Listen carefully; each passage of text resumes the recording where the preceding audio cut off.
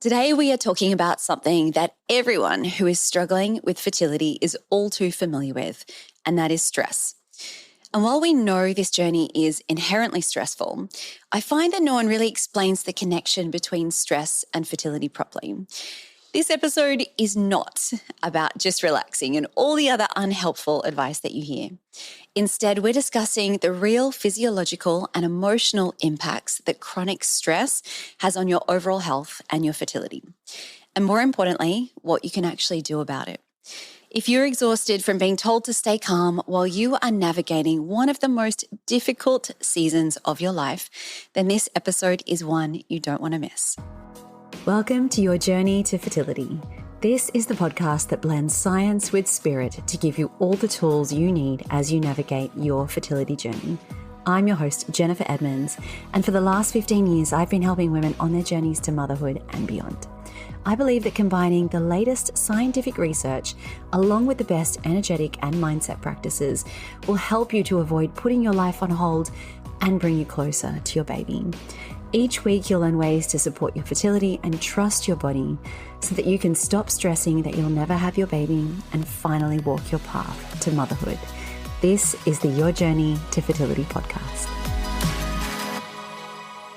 Hello and welcome back to the podcast. Thank you so much for being here with me today. This topic is probably the one that comes up the most when I am working with students. And when you think about it, stress and fertility struggles and pregnancy loss, they go hand in hand. It is just something you cannot avoid throughout this process. But at the same time, and I'm sure you've had a similar experience to what I had, we constantly hear how bad stress is for us. I've had doctors telling me through an IVF cycle, just make sure you don't stress too much, just try and stay calm. And we hear it all the time and how it impacts our fertility, and it's something that we need to avoid. And I'm sure you can relate to this as well, but I would hear all of that so much. And then I would get into this state of being stressed because I was stressed. I think, well, I'm going to ruin my chances this month because I'm so stressed. And okay, I've got to not stress it. It's just this ridiculous, endless, vicious cycle where we can't really get out of it because we're not taught the tools and we're not taught why stress happens, what it is really from a very basic level, and what to do when it is taking over your entire life. Because the problem is that you can't escape stress on this journey. It is literally one of the hardest experiences that you will ever go through. So I am not here to remove stress for you, unfortunately. I'm very sorry about that. If I could, I absolutely would. If I could make this journey completely stress-free, I would. But what we can do is work with it and work around stress. And that is what I want to help you with today. Now, before we get started, a reminder that it is officially 2 weeks to go until we launch Embrace the Journey. This is my immersive 3-day free live fertility yoga experience. And if you have heard me speak about this before, you'll know it is something that I only offer once or twice a year. It is a way for you to experience a lot of what I'm going to talk about today and a lot of what we tend to go into a lot on this podcast. And so many of the practices that I share and the ways in which they can support your fertility journey, your mental health, and your overall well-being as you are trying to conceive. I think the last survey that I ran of my students showed that I think it was about 94% of them said that stress was one of the things that was taking over their lives as they were struggling through infertility. It was taking over their work, their relationships, their finances. Everything is impacted by stress. But having these tools that I share through the work that I do and all of the things that I'm going to share with you throughout this 3-day live experience, they are the things that are going to continually make a difference for you because they worked for me and they work for so many of my students. I have worked with hundreds of women from all around the world, and it is a thing that keeps coming up over and over again. It makes your life so much easier. So if you haven't already registered, the link is in the show notes. Please come and meet me, ask me all of your questions, and it is completely free. I cannot wait to see you there. So that leads us perfectly into this episode because we are going to unravel this whole stress and fertility debate once and for all. So in this episode today, I want to explain to you what stress actually is and why it might not be exactly what you think, why just relaxing is the most unhelpful advice ever, and why it doesn't work, how it can affect your overall health and your fertility, which is important to note, but also why stress isn't the enemy. So here is what no one is telling you and what people do not get when they tell you to just relax or to calm down or just to take it easy. Stress is not an emotion. It is not something that we feel in the way that we feel emotions like joy or sadness or anger. Stress is your nervous system's response to perceived danger. It is a physiological response that your body has when it feels you are under threat. And this is not something that you have control of. Your autonomic nervous system, as I've explained many times, is so highly evolved. It has evolved over literally millions and millions of years. So to think that you can say to your autonomic nervous system, don't stress or just relax when a stressful experience happens, that is not the way things work. So we really need to approach stress from a different angle. You cannot turn this off. It has kept you alive for a very, very long time. And your brain thinks that it's doing a really good job going into this stress response because you've survived. No matter what you've been through in your life, whatever your brain has reacted to and the way that it has responded to times of stress, it has kept you safe. So when someone says to you, oh, well, just try not to stress so much, or just, you just need to calm down a little bit more, your brain goes, nuh-uh, why would I do that? The way I'm responding is the way I have kept her alive. So it's going to keep doing that again and again. So I really want you to understand that it is not something that you're choosing. It's not something that you're doing wrong. And it's not something that you can change easily in the moment. Now, here's the problem. Acute stress is fine. It's sort of like, if you cut your finger and it bleeds for a little bit and you put a Band-Aid on and you move on with your life.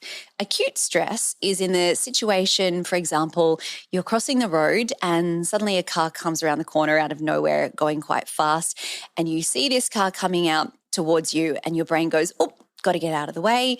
Your fight or flight response kicks in, hopefully flight, and you run. So you get out of the way of danger.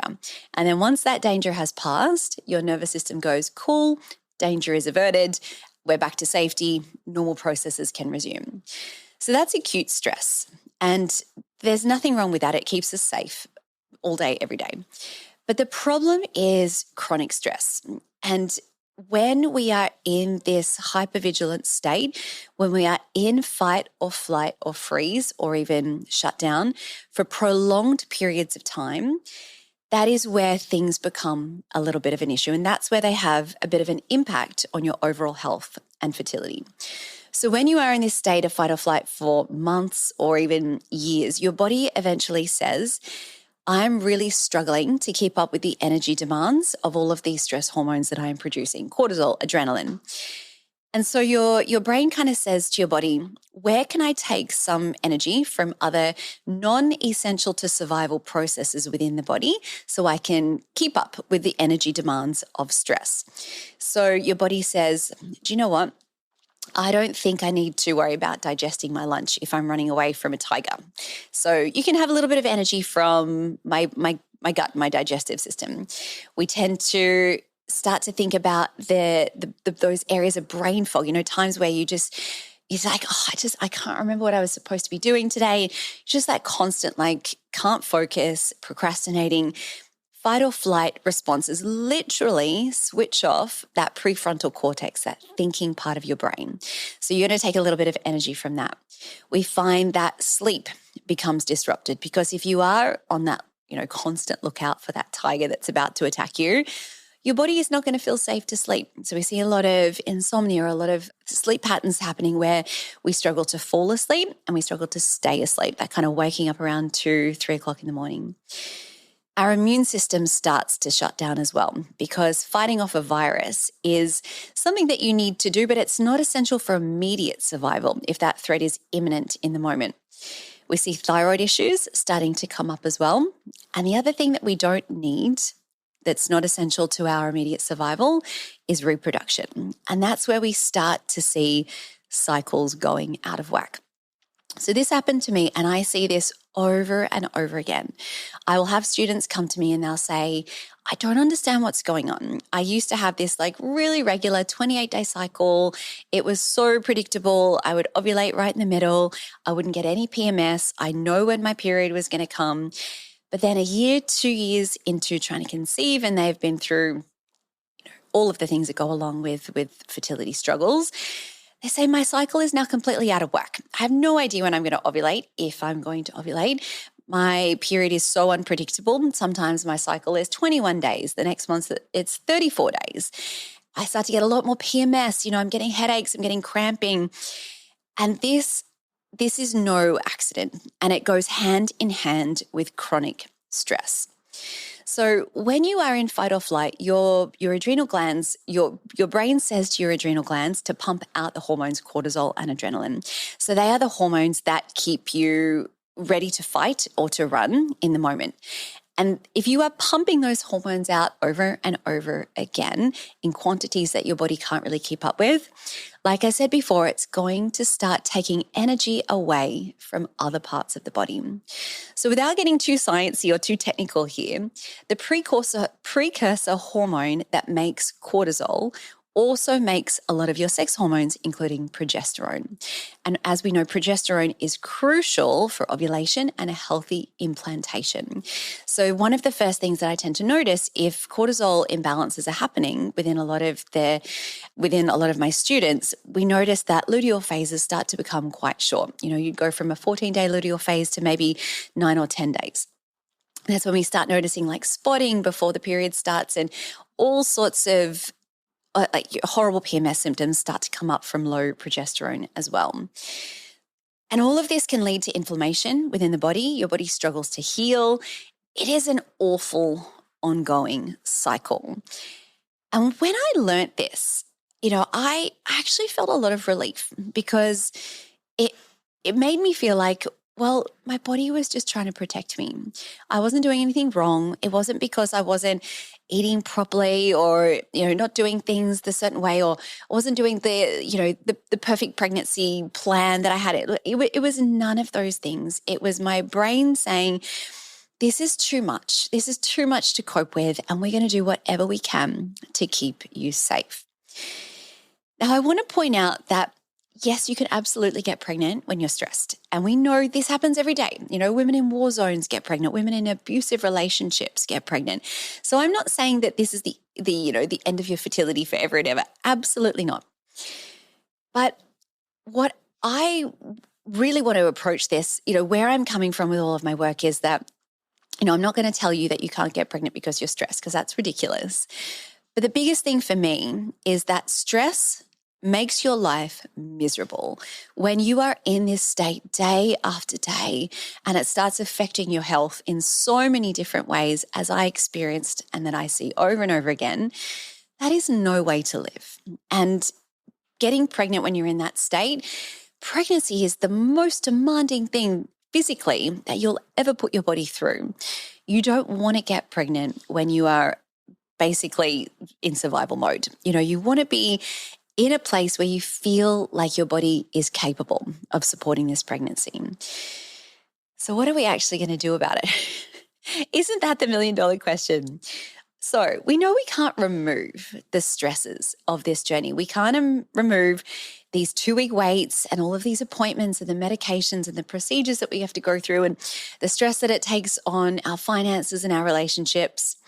But what we can change is your body's ability to return to safety. And that word safety is crucial. Sounds kind of dramatic, but that is what all of this is about, your body feeling safe. So first we have to recognize it. And it's very easy because this doesn't happen suddenly. You don't go from one day, sleeping really well and having, an easy time navigating your relationships and your work and all these things. And then the next day it's like, I can't sleep and everything's stressful. It creeps up on you slowly over time, which is why we don't really give it enough credit and why we don't recognize it when it happens. I absolutely didn't recognize it. And I was, that typical type A, let's just keep going. I'm doing all the things. I need to check everything off my list. Not for a moment did I stop to think that maybe my body was trying to tell me something when I was taking sleeping tablets and anti-anxiety medication. This is something that happens very gradually. And like so much of what I share on this podcast, the very first step is awareness. So I want you to start to notice some of these things that may be showing up for you. Do you absolutely lose it over small things? That was something that I look back now, and some of the things that used to completely throw me, like getting stuck in traffic, or, the supermarket would be out of my favorite yogurt, or just like stupid things like that. I would get so worked up about these things. And, I've told so many stories about where I've had these like massive tantrums when I was going through IVF about these little things that happen to these poor people around me, like, oh, this crazy hormonal woman is just having a complete breakdown. So if things like that are happening to you, if your response to the situation, if you can just take a step back and look at it objectively and say, I don't think my reaction really fit that situation, that is a sign that cortisol is running the show. We also find that we have total rumination about thoughts and things that are going on in your life without resolution. So it's okay to think about things and kind of work through them and think, okay, well, this is my decision. This is how I'm going to play this. But if you are just constantly like replaying conversations, oh, I didn't say that to my doctor, and why didn't I advocate more in this, and what could I have done better? And it just goes on and on and on. This voice that just keeps coming up, and it's your fault and you should have done better. Ruminating over and over without any resolution is a sign that, again, you are in that chronic state of stress. Catastrophizing is something that happens a lot. So even if you get good news, if something goes well, your immediate response is, well, what could go wrong? This could happen tomorrow. This is too good to be true. I'm just going to wait for the other shoe to drop because surely that can't be right. And just thinking, if you get one piece of news, it leads to the end of the world. We get into that state where our brain just goes into shutdown, and the worst things imaginable can start happening. And the more physical things that we notice happen in the body, like gut issues, I notice is usually the first thing that shows up. So you either get quite constipated, or you're going to the bathroom a lot more than normal, or you feel a lack of hunger. That's a sign as well. I mean, if you are fighting for your life, your brain's not going to go, I could really go for a sandwich right now. Cortisol and the stress response shuts down those normal feelings of hunger. So gut issues is a really, really big one here. Sleep and thyroid dysfunction as well. So that was huge for me. I went from being like this, this person that I'd never thought about sleep. I'd hear about sleep issues and I'd be like, oh God, thank God that's not my problem. And I can't tell you how much I value my sleep these days, because I've experienced total insomnia for months and months on end. It was debilitating. And thyroid is something that often we get checked throughout our fertility journey, but your thyroid gives you a lot of symptoms as well. We notice hair loss, really bad skin, weight gain without any other explanation, things like that. And as I mentioned before, cycle issues. So when you notice your menstrual cycle, as we talk about so much, it's like this report card that you get at the end of the month. If that report card is showing things are out of balance and out of sync, that is a sign again that cortisol is taking over a lot of your day. So once we've recognized it, secondly, what I want to talk about is that it is not about avoiding stress. As I mentioned, we cannot take away the stressful parts of this journey. Nervous system regulation work is not about not getting triggered or upset, because that is impossible. You are human. Instead, it is about your capacity to experience these things and then return to a baseline of capability more easily. So yes, you're going to get triggered. Things are not going to go your way, but it's not like you then go into this spiral of, well, my life is ruined. You are able to look at them a little bit more objectively when these things happen and know that you can come back to that place of safety more easily. I want you to be able to find ways for your body to feel safe again, so you can move in and out of regulation more easily. It's like surfing, there's going to be times where you get dumped by the waves. There's going to be times where there's no waves and you're just kind of cruising along. And then there's going to be times where you're flying and it's going to feel wonderful. But all of these phases that we go through, they need to flow, and you need to be able to come back to that baseline more easily. That is what nervous system regulation work is all about. It's like training a muscle. And your body really needs to learn this. I know it's so easy for us to talk about it and intellectualize it. I love the analogy of, like, you could read a book about swimming and you could go, okay, I get in the water, I don't know how you'd explain swimming. I, move my arms, I kick my legs, and I start to float. You can kind of intellectualize that, but it's not until you get in the pool or the ocean and learn physically how to do something that you're going to embody it and your body is going to experience it. Nervous system regulation work is 100% like that. You are never going to be able to get the benefits of it until you experience it within your body. So there's two ways that I approach this. There are things that you can do in the moment when you are in a stressful situation or you're feeling really anxious or overwhelmed. And of course, there are varying degrees of this. There's like little triggers, and then there's bigger, more dramatic and traumatic things that happen to us. And the second thing is things that you do on a regular basis. And this is more like you're going to the gym, the regular, consistent practices that you do that are going to set you up for the next time something difficult happens.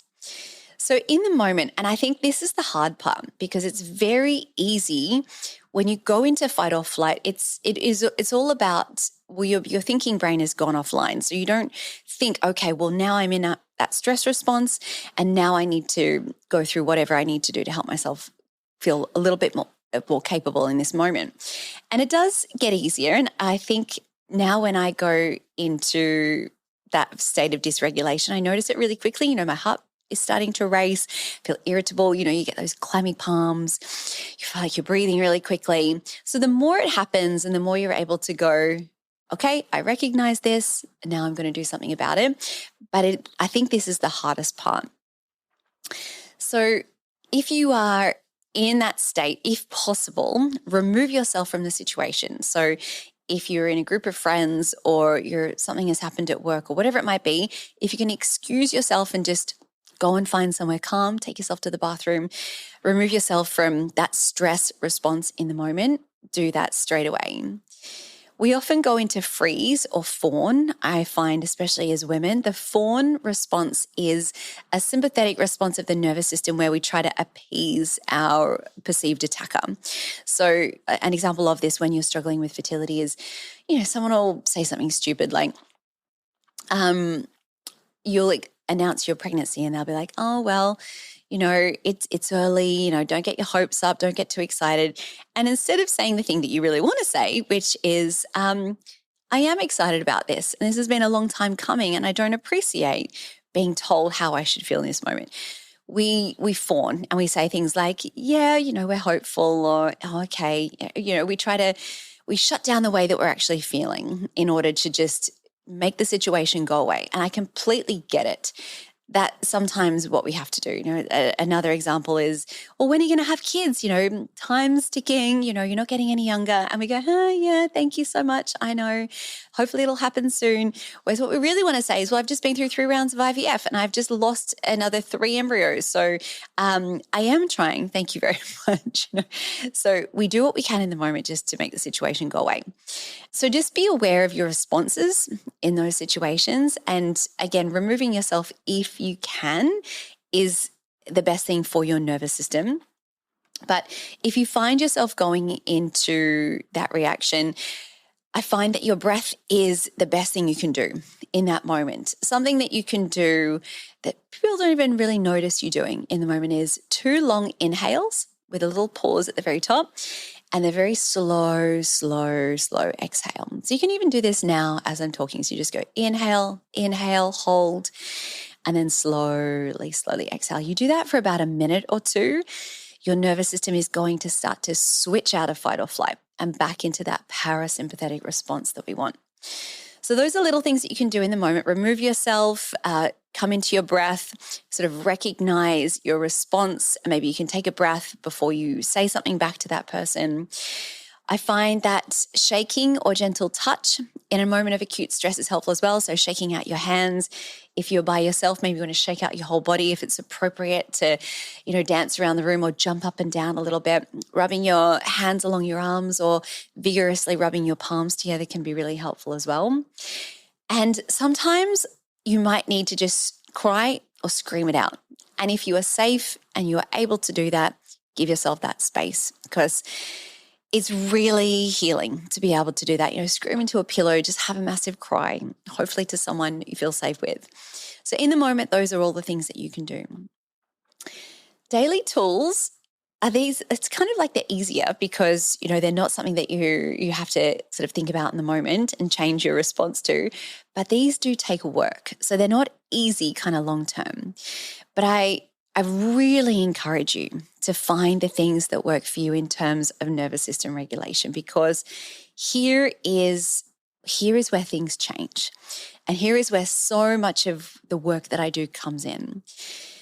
And this is going to look different for everybody. Yes, I am a yoga and a meditation and a breathwork teacher. So these are the things that I love to speak about and that I find so, so powerful. But you don't have to do yoga. You can listen to this podcast forever. I'm not going to tell you have to become a yogi, but you have to do something. You have to find some way to help your body and your mind feel connected again, for your body to feel safe.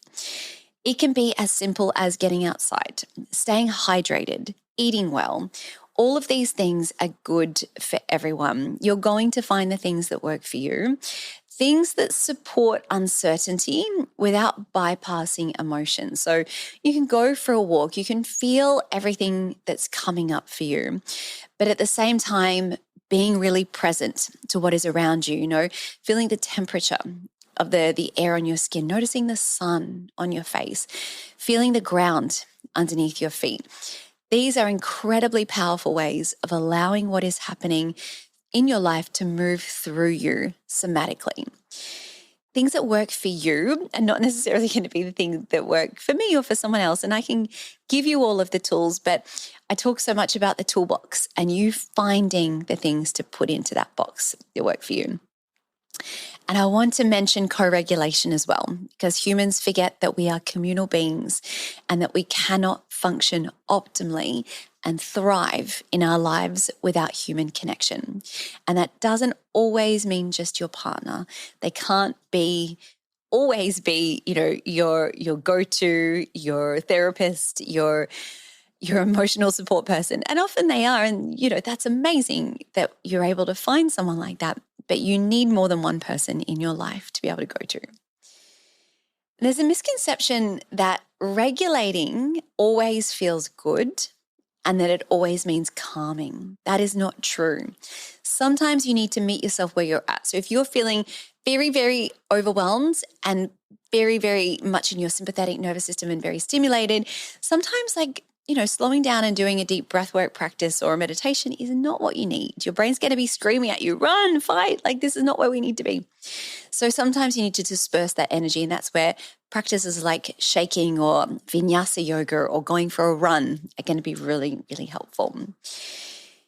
If you are really concerned about your stress and your cortisol levels, and you are finding that you're not really getting anywhere with your own practice and finding your own regulating tools for your toolbox, it is important to get help from someone who really understands how to guide you through the nervous system responses.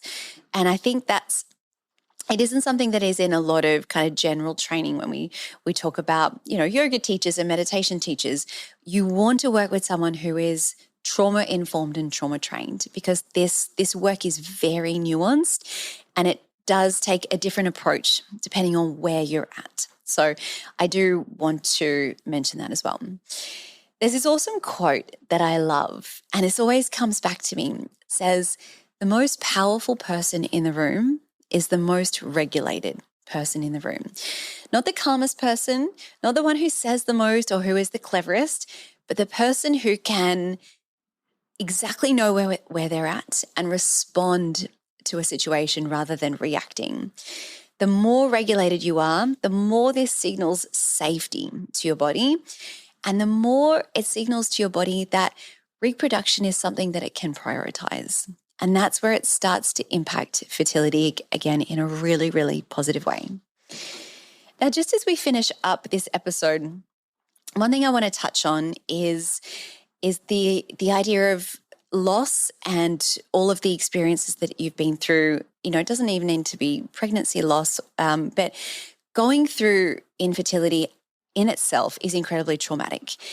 Trauma is a bigger conversation, and I have some amazing guests coming up on the podcast next month that are going to go through the topic of trauma in a deeper way and help you unravel it. But you think about when something stressful happens, it's like something that's happening to us in the moment. We're responding to something that happens straight away in front of our face. But stress can come from past experiences as well. And that's almost the definition of trauma. You can have a memory of something that happened, being in that ultrasound room where the doctor or the technician said to you, "I'm sorry, but there's no heartbeat." That traumatic experience is going to trigger your stress response for weeks, months, years to come, unless we start to address it. Being hypervigilant comes from a lot of traumatic experiences. We lose that naivety where we just go through life thinking everything's happy and everything's going to turn out really well. When you have these awful experiences and you've had that moment of the rug being pulled out from underneath you, that is the definition of trauma, walking around waiting for something bad to happen even when we get good news. And time doesn't always heal these wounds, which is a big misconception as well. So if that is kind of resonating for you, more than anything, you need to find ways to help your body feel safe again. And like I said, this is where you need to work with someone who is very trauma trained. So please reach out to me and see some of the offerings that I have if you think that this is the case for you. So before we finish up, I really want to normalize that you are experiencing stress because this is an incredibly stressful thing to go through. You are not too stressed to get pregnant. Your body is trying to protect you. And there are ways that we can work around this to, yes, help it become easier for you to make that time to pregnancy shorter. But I really want to look at this as a way to make your life easier again and to make you enjoy your life again. That is what all of this is about.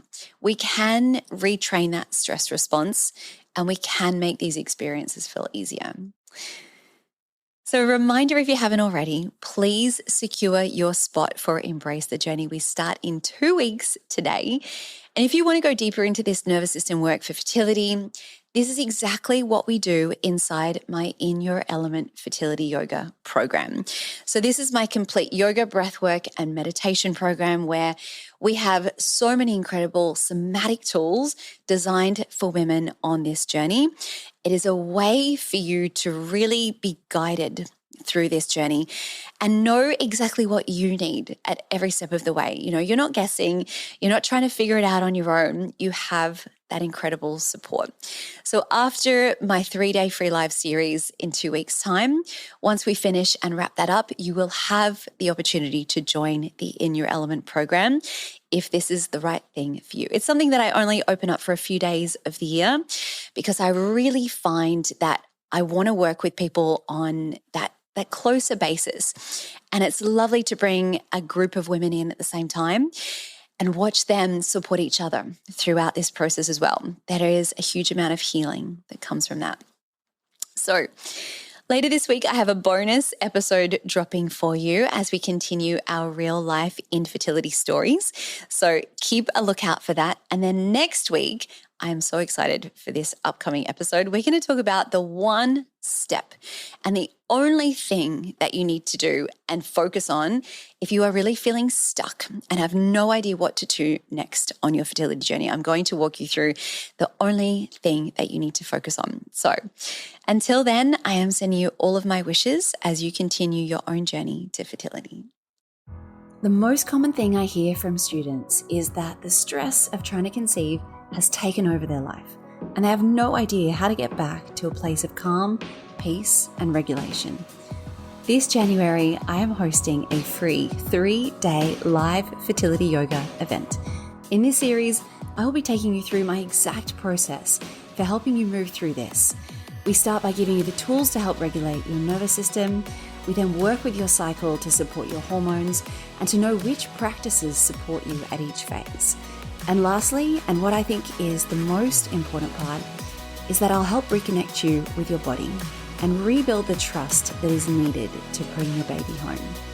I've taken hundreds of women through this process, and what I hear time and time again is that these practices give them back that sense of peace that this journey takes from you so easily. And it's something that you'll carry through with you to motherhood and beyond. So join me. We start on January 28th. Visit elementpilatesyoga.com/waitlist or click the link in the show notes, and I can't wait to see you there.